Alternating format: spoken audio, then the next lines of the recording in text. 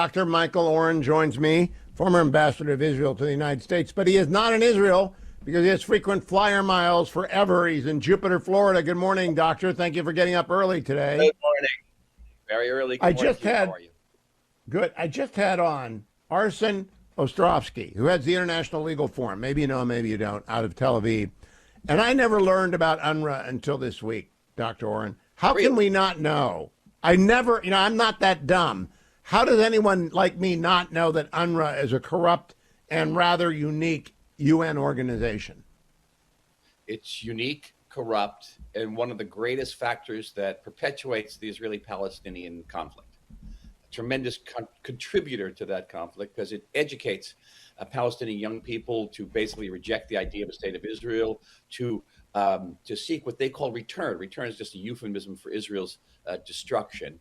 And beyond that, it's the only refugee organization that deals with one refugee problem, the Palestinian problem. All other refugees in the world, all other issues, millions and millions of people are under the High Commissioner of the UN for refugees. Palestinians have their own organization. It's the only organization in the world that passes on refugee status from father to son to grandson and great-grandson. And I would add one more thing. It is the only refugee organization in the world that continues to bestow refugee status on refugees who are actually living in their homeland, because the refugees in Gaza are living in Palestine, the refugees in the West Bank are living in Palestine by their own definition, and the refugees in Jordan are citizens of Jordan, and yet they're still considered refugees. All right, so riddle me this. How do we not know this? And I say we broadly, meaning smart Americans who generally support Israel and follow the Israeli conflicts and are always on the side of the IDF. But UNRWA exists out there. It's evidently gotten billions of dollars. It's so corrupt, I'm actually gobsmacked. I did not know that thousands of them took up arms against Israel. How do we not know that in the United States? We tried and we tried and we tried. We couldn't get people to listen to us. We've been talking about UNRWA for years and years, and saying this, it's got to stop.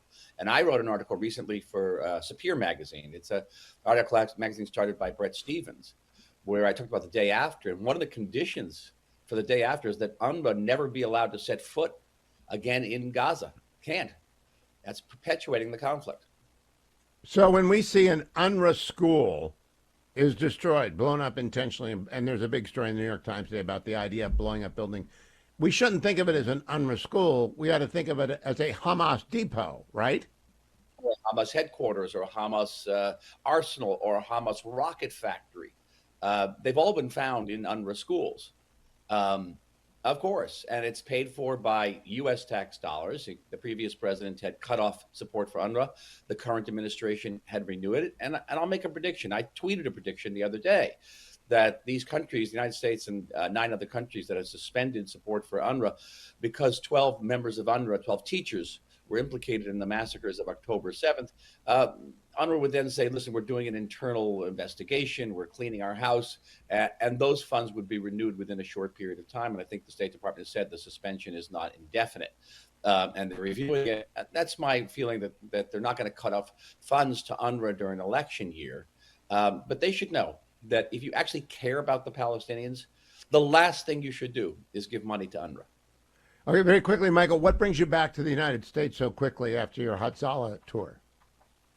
Well, at the beginning of my of this war, I established an NGO called Israel Advocacy Group, IAG, which promotes and defends Israel in the media, both in the United States, throughout the world, all forms of the media. As you see, 24/7, we're working. It's a very dedicated staff to prevent Israel and to give time and space, Hugh, time and space for the IDF to fill its mission.